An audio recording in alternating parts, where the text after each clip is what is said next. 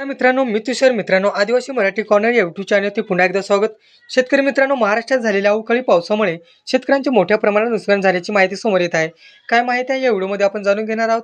तर व्हिडिओ शेवटपर्यंत नक्की पहा आणि आपल्या चॅनलवरती पहिल्यांदा असाल तर चॅनलला सबस्क्राईब करून ठेवा. चला तर व्हिडिओ सुरू करूया. अनेक ठिकाणी पिके पाण्याखाली गेली असून शेतकऱ्यांची चिंता वाढलेली आहे. याच दरम्यान राज्याचे कृषी मंत्री दत्तात्रय भरणे यांनी स्वतः शेतकऱ्याच्या बांधावर जाऊन परिस्थितीची पाहणी केली आहे आणि जोरदार पावसातही ते प्रत्यक्ष भेट देत असल्याचे प्रशासन सतर्क झाल्याचे दिसत आहे.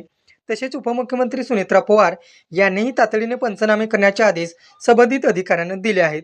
त्यामुळे नुकसानग्रस्त शेतकऱ्यांना लवकरात लवकर मदत मिळण्यासाठी शक्यता व्यक्त केली जात आहे.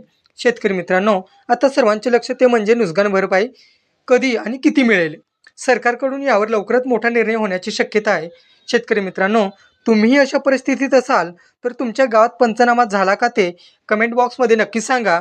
आणि असेच शेती संबंधित अपडेट्स, सरकारी योजना आणि ताज्या बातम्यांसाठी आमच्या आदिवासी मराठी कॉर्नर या यूट्यूब चॅनलला सबस्क्राईब करा आणि बेल आयकॉन दाबायला विसरू नका.